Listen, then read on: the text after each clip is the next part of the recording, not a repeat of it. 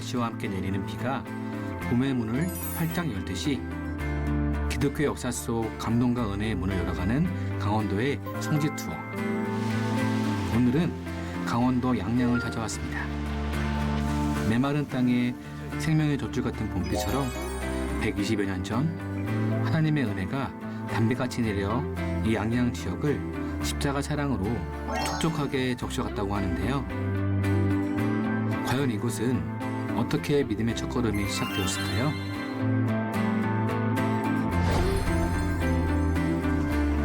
하디 선교사님이 원산에서부터 시작하셔가지고 간성, 속초 지나서 이곳 양양인데 참 대단한 먼 거리를 사역하신 거네요.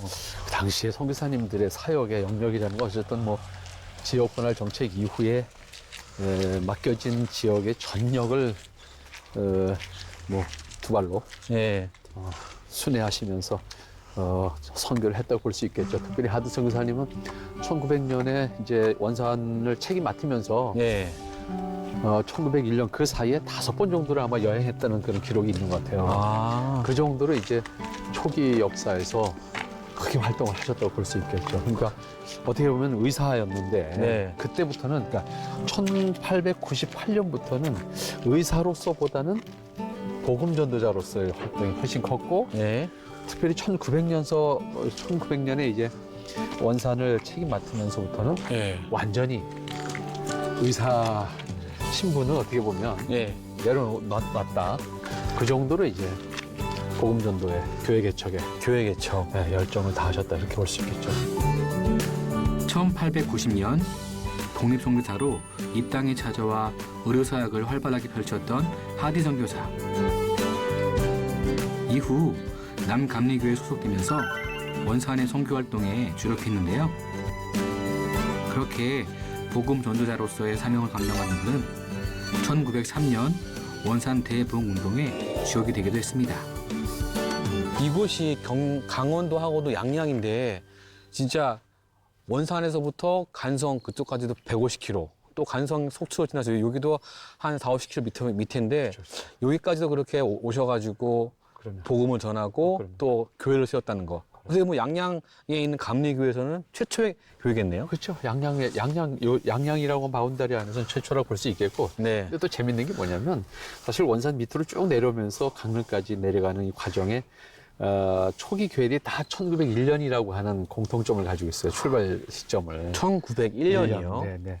그러니까 정확하게 사실은 출발점을 언제로 볼 것이냐라고 하는 것은 좀 다를 수 있고 또 하나는 이제 사실은 교회로 성립된 시점을 언제로 볼 거냐라고 하는 이제 견해 차이들이 있으니까 네. 그것에 대해서 단정적으로 말할 수는 없겠지만은 네. 공통적으로 1901년을 다 대부분 이제 그 출발점으로 보고 있는데 그 1901년이라고 하는 시점이 그럼 뭐냐라고 했을 때 하디 선교사가 선교 여행을 했던 시점이에요. 이 시점이 다니면서. 다니면서 쭉. 네, 순회 그러니까 뭐 정주해서 목회를 하거나 교회를 이렇게 세워가는 작업을 한 것은 아니지만 네.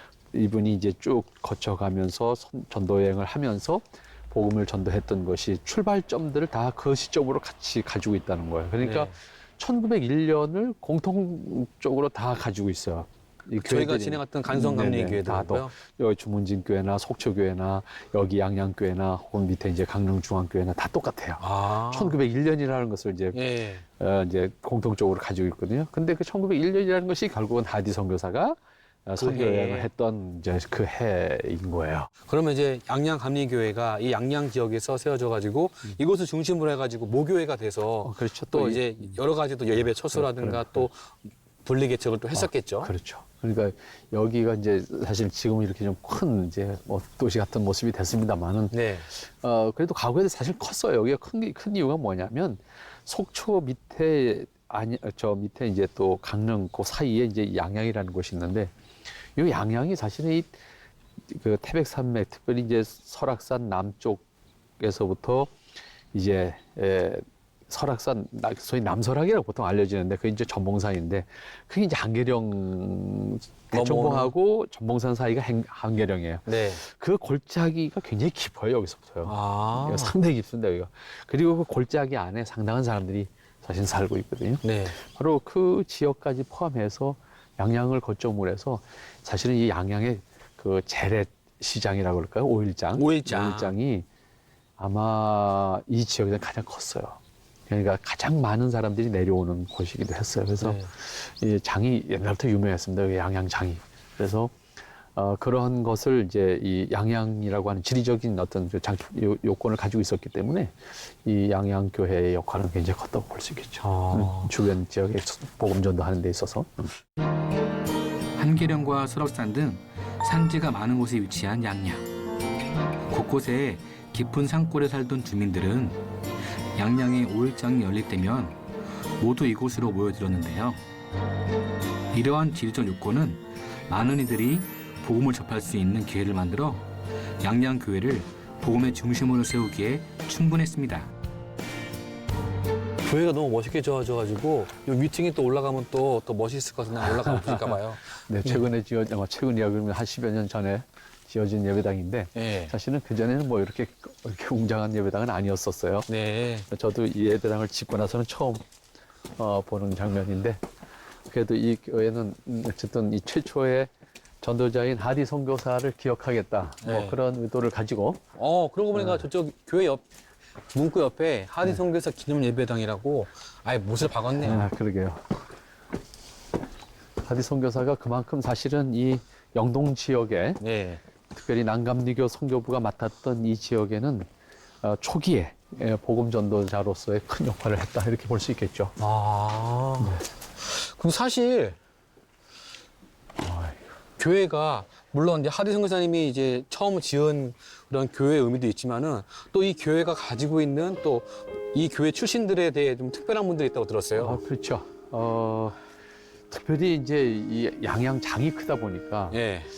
아무래도 이제 식민지 시대에도 경제권이 큰 곳에 아무래도 이제 일본도 이제 관심이 클 그러겠죠. 수밖에 없었고 또 그렇게 사람들이 모일 수밖에 없었으니까 그러니까 이 영동 지역의 교회들이 공통점이 가지고 있는 것이 그 지역 교회가 실제적으로 그 지역민들을 깨우는 역할을 했다고요. 중심으로서요. 그렇죠. 그리고 여기도 마찬가지예요. 여기도 실제적으로 학교를 하거든요. 교회에서 학교를 만들어요?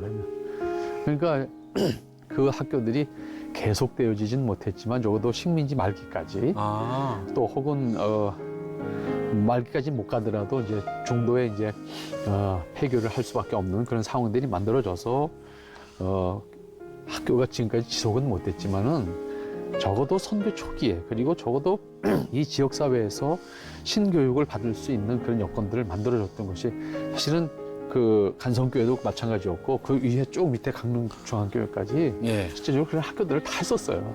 여기도 마찬가지고요. 그러면은 만약에 일제시대 때 교회가 그렇게 학교를 세워가지고 교육을 하고 이렇게 개혁을 한다고 했을 때 우리는 좋지만은 당시 일제 그 치하에서는 그 사람들은 되게 교회를 많이 핍박했겠네요. 그렇죠. 눈에 가시죠.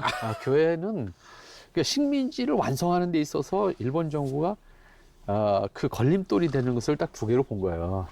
선교사, 그다음에 교회가 하는 학교. 이것이 항상 같이 있는 거예요. 그래서 결국은 일제 말기에 선교사들은 전부 강제 추방시킨 것이고 또 식민지 시작하자마자 일본 정부는 결국 교회가 하는 학교들을 어떻게 해서든지 폐교시키는 작업을 한 거거든요. 그래서 그것이 소위 천황의 칙령이라고 하는 것을 통해서 교육 칙령을 통해서 그 소위 학교를 규제하는 법을 만들어서 교회가 하는 학교나 민족 의식을 깨우치는 사립학교 어떻게든지 못하게 만드는 작업을 해왔죠. 1906년 남궁옥 선생에 의해 현산학교라고 이름을 개교한 양양초등학교. 이건 역시 복음을 바탕으로 교육을 통한 국권 회복을 꿈꿨는데요. 그만큼 당시 학교는 단순한 배움의 틀을 넘어 민족 의식을 깨우치는 중요한 역할을 해왔습니다. 그래서 결국은 여기서 했던 학교도 결국 문을 닫을 수밖에 없는 그런 상황이 되는데 그래서 이 교회 출신 조화벽이라고 하는 여성 지도자였죠. 조화벽이라면 저희가 예전에 대전의 호스턴 여학교에서 들었던 분이세요. 네네네, 바로 그분이에요. 근데 그분이 이 교회 김영순 전사님이라고 하는 분이 계셨는데 그분이 딸이에요. 그럼 딸은 여기서 태어나서 여기서 자란 거예요. 토박이네요, 이쪽 양양. 토박이죠. 네, 이분이 당연히 여기서 이제 태어나서 자라다 보니까 여기 남감리교 영역이니까 예. 루시아 학교로 원산의 루시아 학교를 간다고. 그쵸. 원산의 루시아 학교를 가서 거기서 공부를 한 다음에 다시 개성의 호수돈 학교로 간다고. 아. 그러니까 개성의 호수돈 학교. 그러니까 이게 남감리교의 어떤 거점이잖아요. 이게 네, 딱. 그쵸. 여기는 선교 현장. 네. 그다음에 이제 어떻게 보면 원산은 이제 선교 본부 여기 이 영동 지역의 선교 본부 역할을 하는 곳이 이제 원산이었고, 예. 그다음에 그 남감육의 가장 거점 도시로 생각했던 건 개성이었단 말이에요. 그러니까 개성에 이제 남자 학교, 여자 학교가 만들어졌잖아요. 그게 이제 대표적인 게 호스턴 학교니까 원산의 루시 학교 졸업하고 이제 그로 갔죠. 아. 근데 거기서 이제 이 사람이 경험하게 되는 거죠. 네. 그러면서 호스턴 학교가 이제 폐쇄가 되니까 고향으로 내려올 때 이제 그 독립선언문을 감춰갖고 내려온 거죠. 그러면은 혹시 그 조화벽 지사로부터 시작해서 이제 어떻게 뭐 양양의 어떤 3.1운동이라든가 만세운동이 좀 그럼 이렇게 당연하죠. 촉발된 그렇죠, 계기가 됐나요? 그렇죠. 아, 진짜요? 그러니까 조화벽 그 당시엔 여학생이잖아요. 네. 개성에서 그걸 경험하고 이제 그 전해지는 이야기로는 이제 그 자기 버선 속에다가 네. 독립선언문을 하나 감춰가지고 내려왔다는 거죠. 그래서 여기 교회 청년들과 같이 그거를 등사해서 이제 이 양양장에 뿌리고 만세운동을 전개했다라고 하는 거죠. 그런데 마침 그때 이제 이 교회 담임 목사님이었던 김영학 목사님이라고 하는 분이 또 1918년에 마침 부임을 했는데 네. 이분은 이제 황해도 분인데 네. 여기 이제 부임을 해서 오셔서 바로 이런 연결이 되는 거죠. 바로 조화벽이 이제 그러한 것을 갖고 내려와서 전개하는 과정 속에 이제 담임 목사님이 앞장서서 이거를 이끌어 가셨던 거죠. 그래서 결국은 김영학 목사님은 1919년 3.1 독립만세운동과 더불어서 이제 고난을 당하시게 됐죠. 그래서 이 서대문 형무소에서 2년인가 옥살이를 하신 거예요? 하시죠, 이분이. 그 정도로 이제 이 양양에서는 그 양양 감리교회가 1919년 독립만세운동을 주도하면서 이 지역 사회에 어떤 민족의식을 깨우쳐주는 그런 역할을 했고, 네. 적어도 독립의식으로서 독립의식을 갖추지 않으면 안 된다라고 하는 지역 주민들의 어떤 그런 뭐랄까 책임감, 네. 혹은 그런 깨우침을 줬죠. 아. 그리고 그 조화벽이라고 하는 그 당시의 여학생이지만 근데 재밌어요. 그분이 후에 사실은 유관순의 올케가 된다고. 유관순의 올케라면 유관순 오빠의 부인이 돼가지고요. 그게 1923년인가 이분이 결혼을 하셔요. 네. 그러니까 3.1 독립만세운동이 끝난 다음이죠. 그래서 결국은 이분이 유관순의 올케가 돼서 어떻게 보면 그 유관순 집안에 유관순 집안의 많은 분들이 사실은 독립운동에 동참하시잖아요. 네. 그 속에 또 이분도 들어가시죠. 그 공통적인 것에는 어쨌든 기독교라는. 그럼요. 그러니까 기독교가 우리 선교 초기와 그다음에 식민지 초기 또 식민지를 거치는 과정 속에서 기독교는 단지 복음을 전해주는 역할로 끝난 것이 아니고 네. 우리 의식을 깨우쳐요. 우리 당시의 개념에서는 이제 민족 의식을 깨우쳐주는 그런 역할을 했고, 네. 그다음에 독립 의식을 고취시켜주는 역할을 한 것이 사실은 전국에 있는 교회들이었고 또 교회를 통해서 성장한 신지식인들이었죠. 와. 필사적으로 독립선서를 가져온 조화벽 지사의 투혼과 김영학 목사의 헌신으로 시작된 양양의 만세운동. 강원도 내에서 가장 치열했다고 알려졌을 정도로 양양의 만세운동은 전국적으로도 손꼽히는 대중운동이었다고 하는데요. 그 중심에는 역시 교회와 믿음의 사람들이 있었습니다. 어떻게 보면은 일제치하라는 그런 쓰나미가 몰려왔을 때 기독교라는 그런 방파제가 있어가지고 그나마 보호가 됐고 막아줬고 또 그 안에서 이렇게 교육할 수 있었던, 그럼요. 또 우리 민족 의식을 좀 고취할 수 있었던 그렇죠. 그런 그러니까 계기가 그런 됐네요. 저항 의식이 사실은 관제 학교에서는 불가능한 거잖아요. 절대 안 되죠. 이제 이미 일본이 다 장악하고 있으니까 안 되잖아요. 그러니까 그게 교회 안에서 또 교회가 하는 학교에서, 그러니까 조화벽이 그 이후에 여기서 학교를 한다고. 정명학교인가 그래요. 여기도. 여기도 정명학교인가요? 정명학교. 정명이라는 게 되게 곳곳에 있네요. 그러니까 한 30살 간 곳에 학교 만든 건 정명이 많아요. 그러게요. 정명이 많은데 여기도 아마 정명학교로 기억하는데 정명학교라는 학교를 만들죠. 만들어서 해방 직전까지, 그러니까 1944년대 그때쯤 가서야 아마 폐교가 되는 것 같아요. 그래서 한 꽤 여러 해 학교를 운영하죠. 그러니까 이 조그만, 지금이야 뭐 이렇게 넓은 도시가 됐습니다만은 참 조그만 지역이었거든요. 불과 한 30년, 40년 전만 하더라도 네. 작은 지역이었는데, 그러니 뭐 그 일제시대 때는 얼마나 작았겠어요. 그러게요. 그렇지만 이 작지만 이제 그 당시에는 흩어졌죠. 골짜기에 이제 그 사람들이 살고 있었기 때문에 장날에만 모이는 그런, 어떻게 보면 지방 도시죠. 그렇지만 그 영향력이 파급력이라고 하는 것은 굉장히 컸다, 이렇게 볼 수 있겠죠. 참 이 교회의 의미와 그런 것 역사에 대해서 알고 나니까는 이 양양에서 만약에 양양 감리교회가 없었다면은 그냥 쓰나미가 그냥 삼켰을 것 같아요. 그렇죠. 뭐 여기 지역에 뭐 어떤 다른, 일제했으나. 그렇죠. 그러니까 어떻게 보면 뭐 요즘도 마찬가지예요. 그거는 교회가 어느 지역 사회에서 어떤 나름의 역할을 하고 있다고 하면 그거 하나가 네. 사실은 그 지역 사람들에게 미치는 영향이 굉장히 컸죠. 근데 과거엔 더 컸죠. 왜냐하면 외부로부터 받을 수 있는 정보나 문화적 혜택을 받을 수 있는 게 아무도 없잖아요. 그러니까 교회라고 하는 것을 교회가 통로 역할을 했다고. 그렇죠. 유일한. 네, 그러니까 교회를 통해서 보고 생각할 수 있는 기회들을 가졌기 때문에 한 마을에 교회가 있는 마을과 없는 마을은 거기서 자라는 아이들이 달랐다고. 그러네요. 보고 배운 게 느끼는 틀리니까. 것이 달랐고, 말하는 것, 사람을 대하는 것이 달랐거든요. 그 정도로 초기에는 영향이 컸다고요. 그런 가치를 지금 뭘로 계산해서 이렇게 드러낼 수 없지만, 사실은 이건 조금만 생각하면 어마어마한 영향력을 교회들이 미쳤다, 이렇게 볼 수가 있는 거예요. 그렇죠. 와, 근데 지금은 또 이렇게 석조로 건물로 멋있게 됐지만은 초창기에는 그래도 자그맣게 시작했을 거 아니에요. 그렇죠. 조그맣게 시작해가지고 또 알게 모르게 또 이제 핍박도 당하면서 그런 교회가 그러면서 더 견고해지고 단단해지지 않았을까.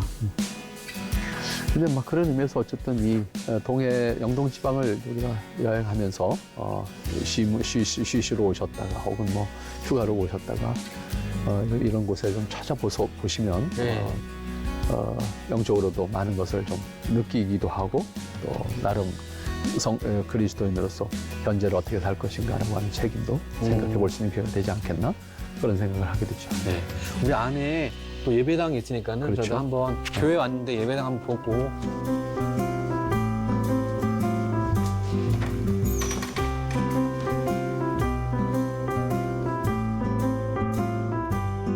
자랑스러운 믿음의 선조들을 기억하고 그 역사를 잊지 않기 위한 노력이 교회 곳곳에서 느껴졌는데요.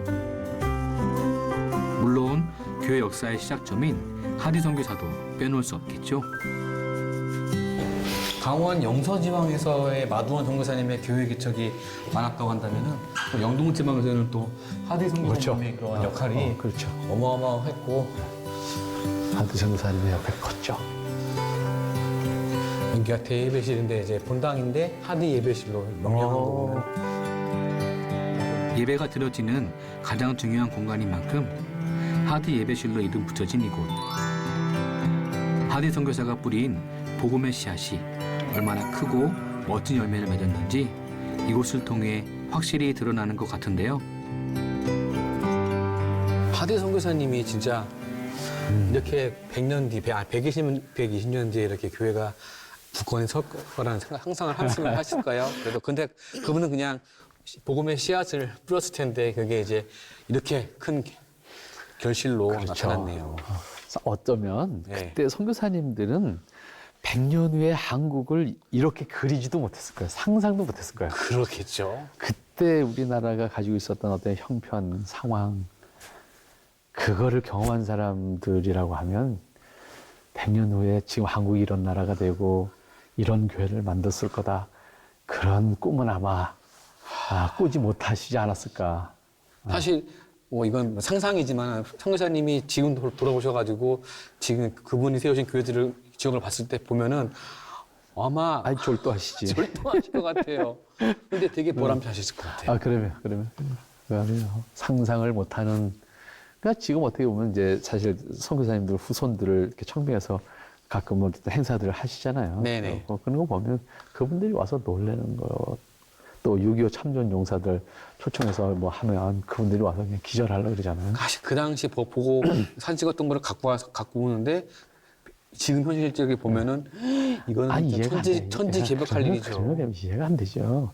자신들이 경험했던 조선이란 나라, 자신이 경험했던 6.25 때 한국, 지금 한국은 상상 속에 있는 나라가 아니죠. 아예 어디 딴 우주 속에 있는 나라가 될 거야. 아마. 진짜 어떻게 보면은 진짜 복음의 능력, 복음의 힘은 진짜 이거는 우리가 상상하는 것 그 이상, 그 이상의 그럼요. 결과가 나타나는 것 같아요. 그게 결국은 대한민국 건국 이래로 이러한 나라, 이러한 교회들이 만들어졌다라고 하는 것은 그 중심에 하나님의 뜻이 있었고 그 중심에 교회가 있었고 네. 그런 의미에서 오늘 현재 우리 교회가 한국 교회가 그것으로 만족하는 것이 아니라 오히려 대단히 반성적인 측면에서 네. 우리 신앙의 선배들이 했던 역할에 대한 반성이 있어야 될 거라고 생각해요. 지금 정말로 그런 의미에서 지금 한국 교회가 분발하고 다시 태어나는 마음으로 정말 우리에게 계승된 신앙을 바르게 지키고 또 섬기고 우리 사회를 또 국가를 위해서 섬겨야 되는 역할을 해야 되겠다라고 하는 의식을 갖지 않으면 안 되는 시점이 아닐까 생각을 해봅니다. 과거를 바로 알아야 현재를 직시하고 그럼요. 또 미래를 바라볼 수 있는 정확한 방향이 될 수 있는 것처럼 우리 신앙의 과거, 현재에 대해서 바로 인식을 하고 또 우리가 나가야 할 그런 방향에 대해서도 다시 한번 기도함으로써 또 그런 것들을 한번 더 생각했으면 좋겠어요. 그래, 우리 의식이 그래서 사실 역사 탐방이라는 게 단지 노는 게 아니에요. 주임과 더불어서 많은 걸 깨닫는 거예요, 사실은요. 그 깨달음의 기쁨이, 주임과 함께 깨달음의 기쁨이 같이 있는 것이 사실은 어떻게 보면 답사여행의 묘미이기도 하고 가치이기도 하고 보람도 되고 그러면서 우리가 이쪽에 휴가 오셔서 좀 돌아보면서 우리 현재를 좀 이렇게 생각해 볼 수 있는 기회를 가진다고 하면 훨씬 더 우리의 지금 현재를 극복할 수 있는 한국교회 모습이 되지 않겠나 그런 생각을 하고 또 돌이켜보면 우리가 은혜를 잊어버려서는 또 안 되는 거잖아요. 많은 선교사님들이 당시에 어떤 수고와 또 우리 신앙의 선배들이 우리 신앙을 지키고 또 우리의 역할을 감당하기 위해서 어떠한 헌신과 희생을 했나 이런 것들 단순히 어떤 독립운동을 하기 위해서 그 당시에 어떤 식민지 시대였기 때문에가 아니라 사실은 지금은 그런 시대가 아니지만 그런 시대가 아니기 때문에 우리가 해야 될 일도 있잖아요. 이런 걸 찾을 수 있는 그런 의식을 가질 수 있는 그런 책임감이 현재 없으면 결국은 우리는 어떻게 보면 사회로부터도 외면당할 수 있는 것이기 때문에 우리가 더욱 그런 점에서는 그런 기회들을 통해서 많은 배움이 있으면 좋겠다 그런 생각도 합니다. 그 통로로서 저희 성제로다 국내편이 또 그 통로가 돼가지고 성도님들에게 또 그런 유익들을 간접적으로나 또 동기부여를 할 수 있는 그렇죠. 그런 기회가 좀 좋겠습니다. 그렇죠. 하디 선교사의 발걸음이 만들어낸 양양의 복음화와 양양 감리교회의 역사. 그의 헌신을 통해 하나님은 기적 같은 오늘을 만들어 오셨는데요. 지난날의 땀과 수고를 돌아봄으로써 더 멋진 미래를 만들어갈 수 있는 우리의 오늘이 되기를 바라봅니다.